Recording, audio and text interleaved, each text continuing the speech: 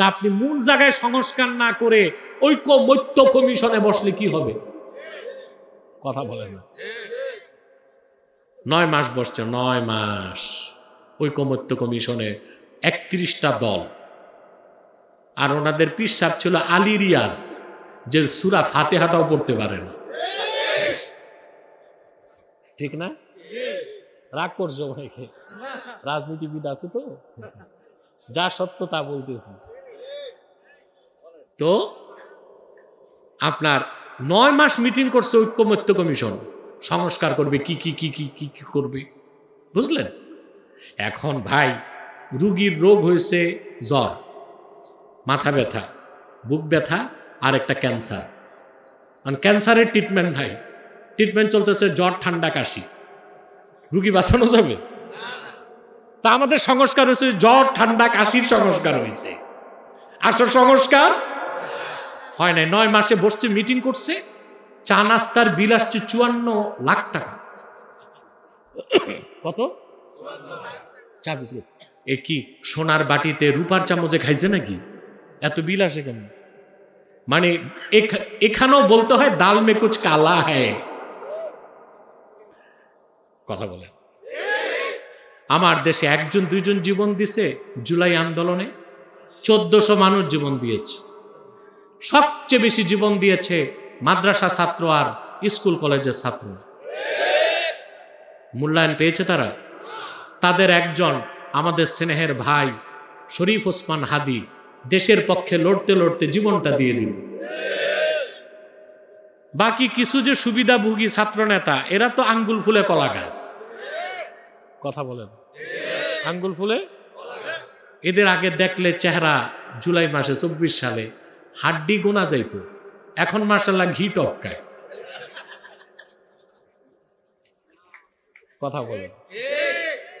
কিন্তু ব্যতিক্রম ছিল শরীফ ওসমান হাদি। ও কোনো সুবিধা নেয় নাই, বিক্রি হয় নাই, মাথা বেচে নাই, একেবারে মৃত্যু পর্যন্ত লড়াই করে গেছে দুর্নীতির বিপক্ষে, দেশ গড়ার লক্ষ্যে। আমরা আছি হাজার হাজার জনতা দোয়া করব আল্লাহর জন্য তাকে মাফ করে বেহেশত দেন। করবেন না? আইন দিয়ে আর সংবিধান সংস্কার করে ভালো জাতি বানানো যাবে না। কোরআন হাদিসের সুশিক্ষায় শিক্ষিত করে যত বেশি পরহেজগার মানুষ তৈরি করা যাবে রাষ্ট্র পরিচালনায়, তত দ্রুত দেশ ভালো হবে। সেটাই প্রকৃত সংস্কার এবং কল্যাণ। আজকে দিনে আমার মাহফিল ছিল কচুয়াতে। ওখানে আমার সাথে আজকে ছিল সাবেক শিক্ষা প্রতিমন্ত্রী আহসানুল হক মিলন। তো তাকে কিছু পরামর্শ দিয়েছি আমি বক্তব্যের মাধ্যমে, যে আমাদের শিক্ষা ব্যবস্থাটা কি রকম হওয়া উচিত। আচ্ছা ভাই বলেন তো, আমাদের দেশে কোনো বিজ্ঞানী আছে? কথা বলেন। তোমরা কথা বলো না পিছনে। কোনো বিজ্ঞানী আছে? গবেষক, প্রযুক্তিবিদ? শুধু আছে অফিসার। কি আছে? আমরা এই দেশ স্বাধীনের পর শুধু অফিসার বানাইছি, সচিব, উপসচিব, TNO, ENO, DC, SP, OC এগুলো বানাইছি, ঠিক না? 1921 সালে ঢাকা বিশ্ববিদ্যালয় প্রতিষ্ঠিত হয়েছে, 100 বছর পার হয়ে গেল। এই বিশ্ববিদ্যালয় আমাদেরকে বিশ্বমানের কোনো বিজ্ঞানী, কোনো গবেষক দিতে পারেনি। না বিজ্ঞানী গবেষক বানাইতে পারছি, না আল্লাহ আল্লাহ বুজুর্গ মানুষ বানাতে পারছি। কথা বলেন, পারছি? যারা অফিসার হচ্ছে অধিকাংশই দুর্নীতিবাজ, যারা রাজনীতিবিদ অধিকাংশই দুর্নীতিবাজ। মেহনতি জনতার রক্ত পানি করা ঘামের পয়সা চুরি করে বিদেশে পাচার করে, এটাই তাদের জীবনের লক্ষ্য এবং উদ্দেশ্য। আমরা ভালো মানুষ বানাতে পারিনি। কিভাবে বানাবেন ভাই? ভালো মানুষ তৈরি করতে ভালো শিক্ষা লাগবে। শিক্ষা ব্যবস্থায় বিজ্ঞান আছে, ফিজিক্স আছে, কেমিস্ট আছে, জুলজি আছে, বোটানি আছে, কসমোলজি আছে, থিওলজি আছে, বাংলা সাহিত্য আছে, ভূগোল আছে, ইতিহাস আছে, সব আছে। কিন্তু স্কুল কলেজ ভার্সিটিতে বাধ্যতামূলক কোরআন হাদিসের শিক্ষাটা নাই। এজন্য আমরা যোগ্য অফিসার পাই, ভালো মানুষ পাই না। যোগ্য আমাদের অফিসারগুলো খুব যোগ্য, এরা বিসিএস ক্যাডার, খুব যোগ্য, খুব পড়াশোনা করে। কিন্তু যে শিক্ষার মাধ্যমে মানুষগুলো আলোকিত মানুষ হইতো, ভালো মানুষ হইতো, যারা চুরি আর দুর্নীতিকে ঘৃণা করত, সেরকম শিক্ষা তাদেরকে দিতে পারি না। তো বলছিলাম সংস্কার করতে হবে মূল জায়গায়। কোথায়? শিক্ষা সংস্কার। গোটা শিক্ষা ব্যবস্থাকে বদলে দিন। প্রাইমারি থেকে ভার্সিটি পর্যন্ত সকল স্তরে কোরআন হাদিসের শিক্ষাকে বাধ্যতামূলক করুন। এতে আপনাদের বিজ্ঞানী, ডাক্তার, ম্যাজিস্ট্রেট, ইঞ্জিনিয়ার, প্রফেসর, গবেষক, বিজ্ঞানী, ডিসি, এসপি, আমলা, অফিসার সব একদিকে হবে যোগ্য নাগরিক, আরেকদিকে হবে ভালো মুসলিম। দুর্নীতি থাকবে, চুরি থাকবে।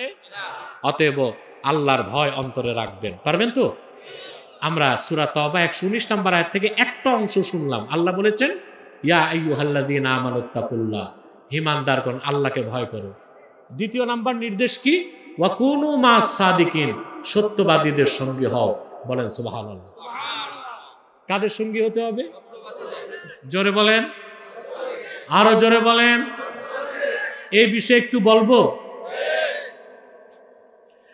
আল্লাহ রাব্বুল আলামিন সূরা তাওবায় 119 নম্বর আয়াতে দুইটি নির্দেশ করেছেন।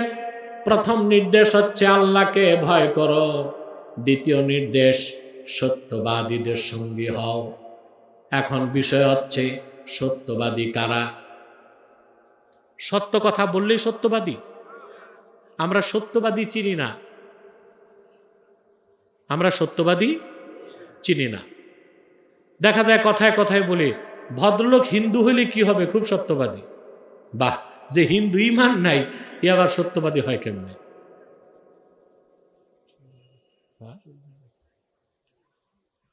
কথা বুঝতেছেন? এই তোমরা উঠছো কেন? কিছু লোক আসতেছে স্টেজে আর কিছু লোক উঠে গেছে, এটা কি? এ কোন নোংরামি? আমি উঠার আগ পর্যন্ত একটা মানুষ উঠার চেষ্টা করবেন না, শয়তানের খপ্পরে পড়বেন না, ঠিক আছে? আমি যে বসছি 1 ঘন্টা হয়ে গেছে, আমার ঘড়ি টড়ি নাই, আপনার একটু আওয়াজও দিলেন না, হুজুর 1 ঘন্টা হয়েছে।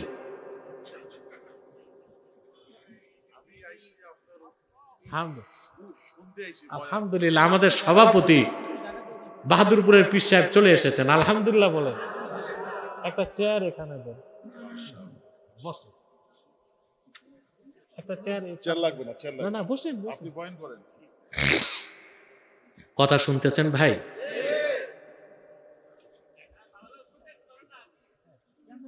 আপনার একটু চাপেন, চেয়ারটা বসে। কথা শুনতেছেন ভাই? তাহলে কি বুঝলেন? খেয়াল করেন। হ্যাঁ, সত্যবাদীদের সঙ্গী হও। কাদের সঙ্গী? তো সত্যবাদীকে কথা বলেন। আরে ভাই বলে হিন্দু লোকটা হিন্দু কিন্তু খুব সত্যবাদী, যার ইমান নাই ও সত্যবাদী হইতে পারে? কোন হিন্দু, বৌদ্ধ, খ্রিস্টান, অমুসলিম যদি সারা জীবন সত্য কথা বলে, তাকে সত্যবাদী সার্টিফাইড করা যাবে না। বলতে হবে তার কথাটা সত্য, সত্যবাদী বলা যাবে না। সত্যবাদী কারা? আল্লাহ সূরা তাওবায় 119 নম্বর আয়াতে বলেছেন সত্যবাদীদের সঙ্গী হও। আল্লাহ নিজেই তাফসীর করেছেন সূরা হুজুরাতে সত্যবাদী কারা। আল্লাহ বলেন, ইন্নামাল মুমিনুনাল্লাযীনা আমানু বিল্লাহি ওয়া রাসূলিহি থুম্মা লাম ইয়ারতাবু ওয়া জাহাদু বিআমওয়ালিহিম ওয়া আনফুসিহিম ফি সাবিলিল্লাহি উলাইকা হুমুস সাদিকুন। সুবহানাল্লাহ কইবেন না? আল্লাহ রাব্বুল আলামিন বলেন, প্রকৃত মুমিন তো তারাই যারা ঈমান এনেছে আল্লাহর উপর, আল্লাহর হাবিব নবী রাসূলগণের মাথার তাজ মুহাম্মদ সাল্লাল্লাহু আলাইহি ওয়াসাল্লামের উপর। সুম্মা লাম ইয়ারতাবু, অতঃপর ঈমান ও ইসলামের একটা ক্ষুদ্র বিষয়কেও সন্দেহ করল না। ওয়াজাহাদু বিআমওয়ালিহিম ওয়া আনফুসিহিম ফি সাবিলিল্লাহ, জান এবং মাল নিয়ে আল্লাহর পথে জিহাদ করলো, এরাই সত্যবাদী। বলেন সুবহানাল্লাহ। সত্যবাদী হতে তিনটা জিনিস লাগবে: ঈমান, ইয়াকিন, জিহাদ ফি সাবিলিল্লাহ। এই তিনটা জিনিস যার মধ্যে থাকবে সে সত্যবাদী। এখন বলেন, আপনারা যে নেতাদের পিছনে দৌড়ান, কয়জন নেতা এমন আছে যার মধ্যে এই তিনটা গুণ আছে? কথা বলে না। ইল্লা মা শা আল্লাহ, আল্লাহ যাদের চান এইরকম অল্প কিছু নেতা চরিত্রবান ইমানদার। বাকি যা দেখেন সব কাফিরুন, মুনাফিকুন, মুশরিকুন, চোর, দুর্নীতিবাজ, লম্পট। ঠিক কিনা? এদের পিছনে আপনারা জান দিচ্ছেন, মাল দিচ্ছেন, শ্রম দিচ্ছেন, মেহনত দিচ্ছেন, অথচ আল্লাহর নির্দেশ ওয়াকুনু মা সাদিকিন, সত্যবাদীদের সঙ্গে। কথা বলেন তো, নেতা বানাবেন কাদের? সত্যবাদীদের। পশ্চিমাদের আদর্শ যারা গ্রহণ করে ওরাও মুনাফিক। ওরাও কি? মুনাফিক। আমরা তাদেরকে সহি মনে করি যাদের আকীদা সহি, আহলুস সুন্নাহ ওয়াল জামাতের আকীদায় বিশ্বাসী এবং খেলাফতের আদর্শে বিশ্বাস করে ইসলামী রাষ্ট্র কায়েম করতে চায়। এর ব্যতিক্রম তাদেরকে আমরা গ্রহণ করতে। হ্যাঁ, ওজর বলে একটা কথা আছে যে খেলাফত প্রতিষ্ঠিত হওয়ার আগে ইসলামী রাজনীতি লাগবে তো। লাগবে তো অবশ্যই, এটা শরীয়তের উসুল আছে। আর জারুরাতু তাতাকাদ্দারু বিকদরি জারুরা, বিশেষ মুহূর্তে হারাম কাজ হারাম জেনে করা যায়। বিপদে, কখন? বিপদে। আপনি সুন্দরবনে গেছেন হরিণ শিকার করতে, ওখানে যে খাবার দাবার কিচ্ছু নাই, ক্ষুধায় মরে যাবেন, মরা হরিণ একটা গোস্ত খাইছেন, ওটাকে কি হালাল মনে করা যাবে না হারাম জেনে খেতে হবে? পশ্চিমা মতাদর্শকে যারা নিয়ে রাজনীতি করছেন ওটাকে হারাম জেনেই করতে হবে, আদর্শ মনে করার সুযোগ। অতএব আমাদের নেতা বানাতে হবে সত্যবাদীদেরকে। এখন আসেন, আল্লাহ তাআলা দুইটা নির্দেশ করছেন, একটা হচ্ছে তাকওয়া আর একটা হচ্ছে সোহবত। আরেকটা কি? সত্যবাদী সোহবত লাগবে। কাদের? সত্যবাদীদের সোহবত লাগবে। বিজ্ঞানীর কাছে না গেলে যেমন বিজ্ঞানী হওয়া যায় না, ডাক্তারের সংস্পর্শে পড়াশোনা না করলে ডাক্তার হওয়া যায় না। যায়? আল্লাহওয়ালা নেককার বুজুর্গের সোহবতে না গেলে আল্লাহওয়ালা মুত্তাকি হওয়া যায় না। সোহবত, ইলমে শরীয়ত শিখতে মাদ্রাসায় যেতে হবে, ওটাও উস্তাদের সোহবত লাগে। লাগে কিনা?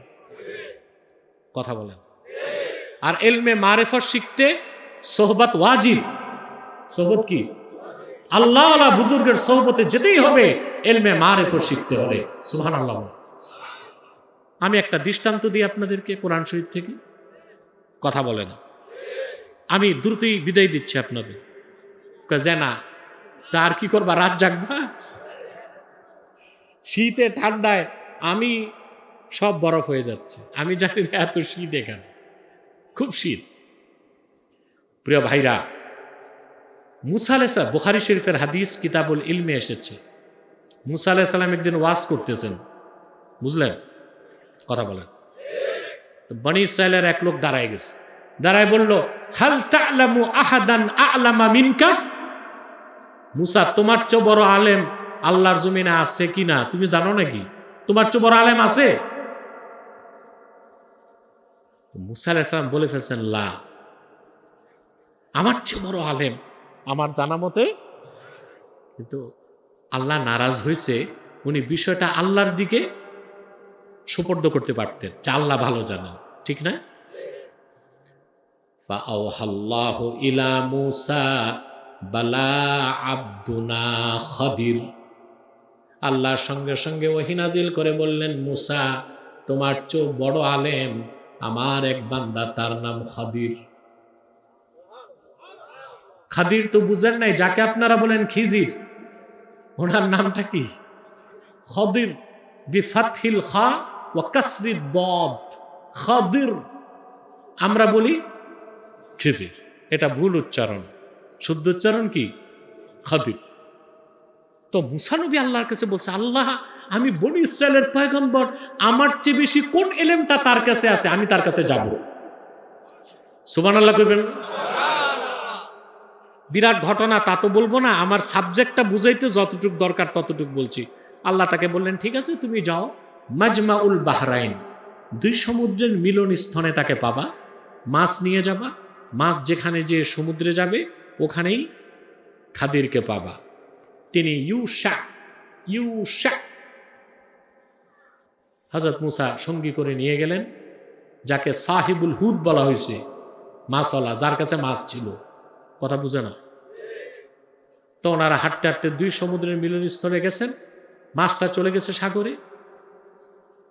ইউসুফ ভুলে গেছিলেন, পরে মনে পড়ছে, মুসা নবীকে বলছেন যে মাছটা তো আরো পিছনে চলে গেছে সাগরে, আমার শয়তান ভুলাই দিয়েছিল, বলতে পারিনি। চলো, পিছনে আসছেন, দেখেন হযরত খাদির সাদা চাদরে মোড়ায়া দাঁড়ায় আছে। মুসা নবী সালাম দিয়েছেন, সালামের জবাব দিয়ে বলল, মান আনতা, কে তুমি? বলে, আমি মুসা। বলে, কোন মুসা? বলে, মুসা বনি ইসরাইল, বনি ইসরায়েলের মুসা। কয়, কি চাও?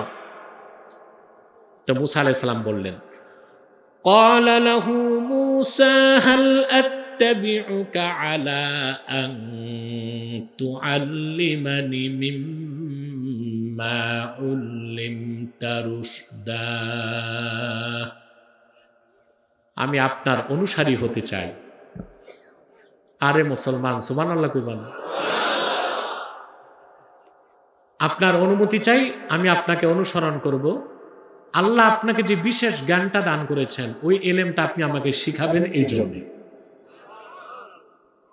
ফার্স্ট চান্সে খাদির মুসা নবীর মতো মানুষের প্রস্তাব নাকচ করে দিছে। বললেন, না, তুমি পারবা না।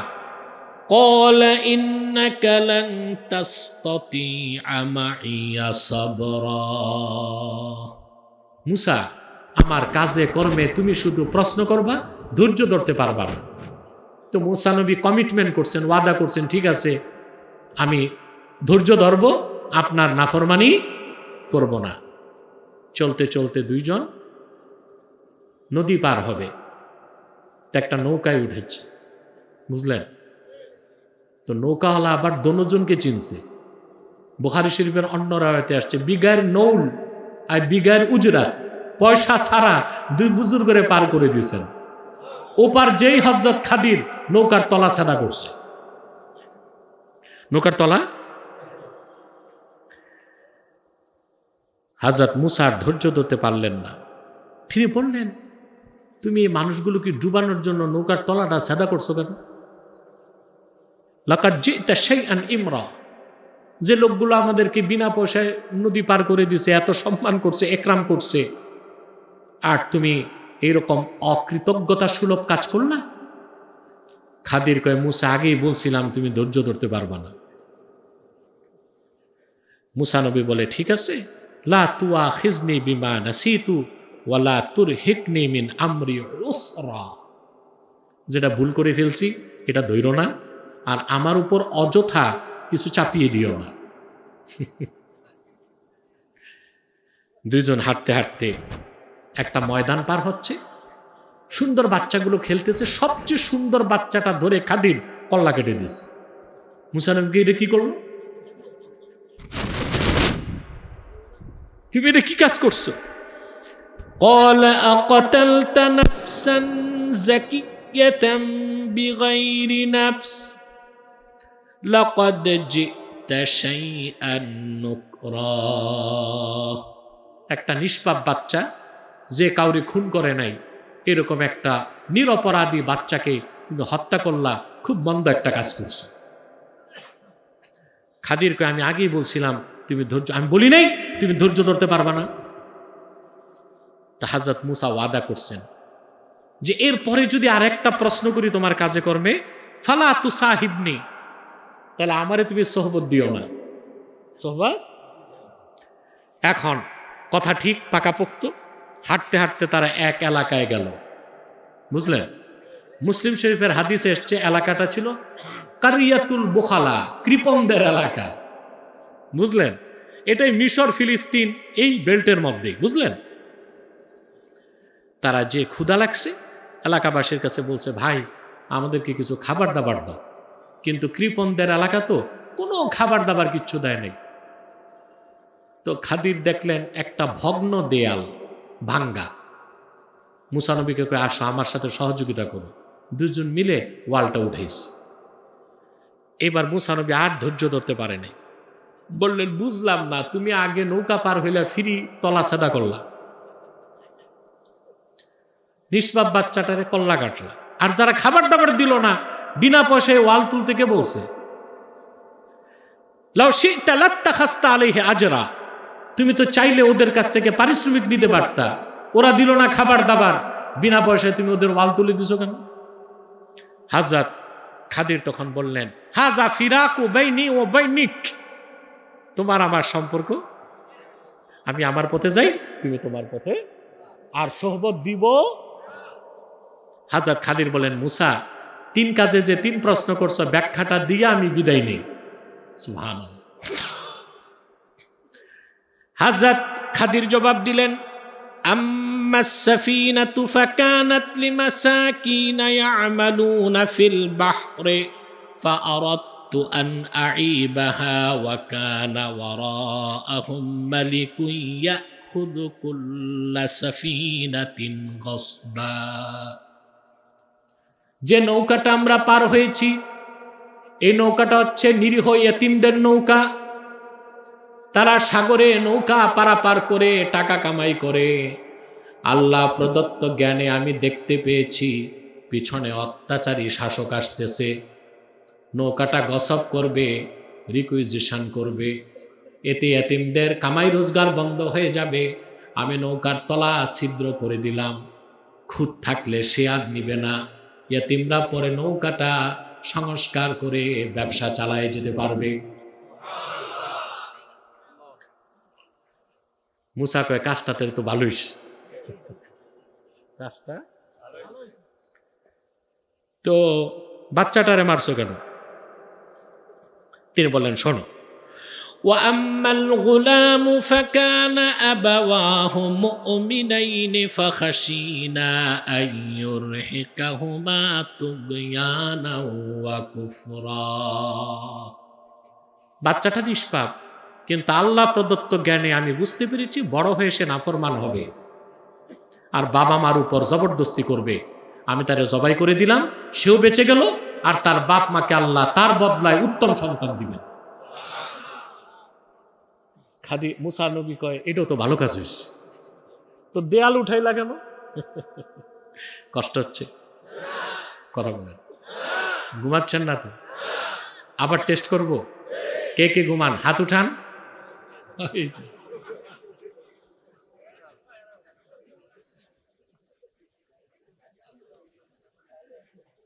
আল্লাহ করিম,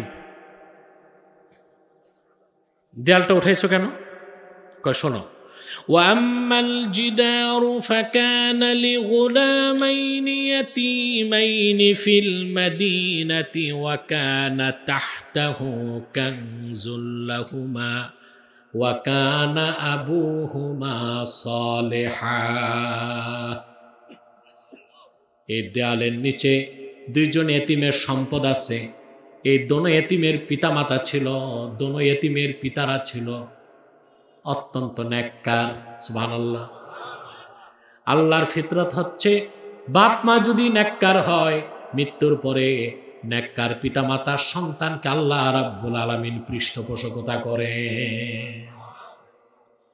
ওরা এতিম, ওদের বাবারা সম্পদ রেখে গেছে দেয়ালের নিচে, দেয়াল তো ভেঙে গেছে, চোরের হাত লাগবে।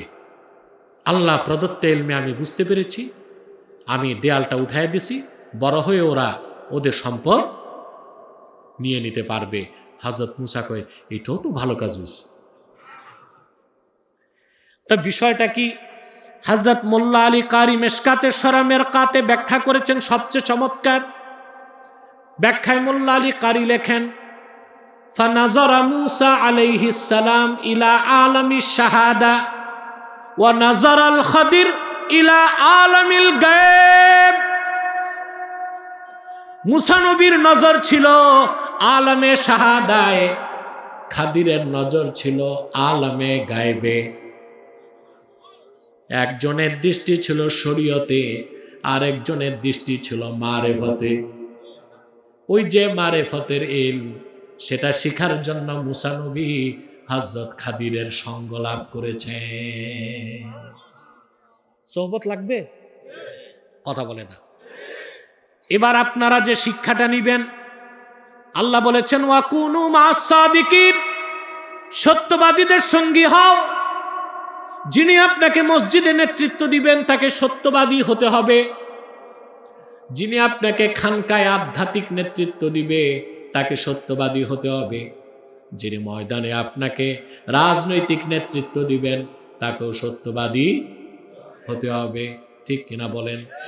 আল্লাহ তাআলা তার আখিরি নবী, আল্লাহ তাআলা ওনার আখিরি নবী নূর নবীজি আমার মুহাম্মদ মুস্তাফা সাল্লাল্লাহু আলাইহি ওয়াসাল্লামের মাধ্যমে ১৫০০ বছর আগে দ্বীন ইসলামকে পরিপূর্ণ করে দিয়েছেন।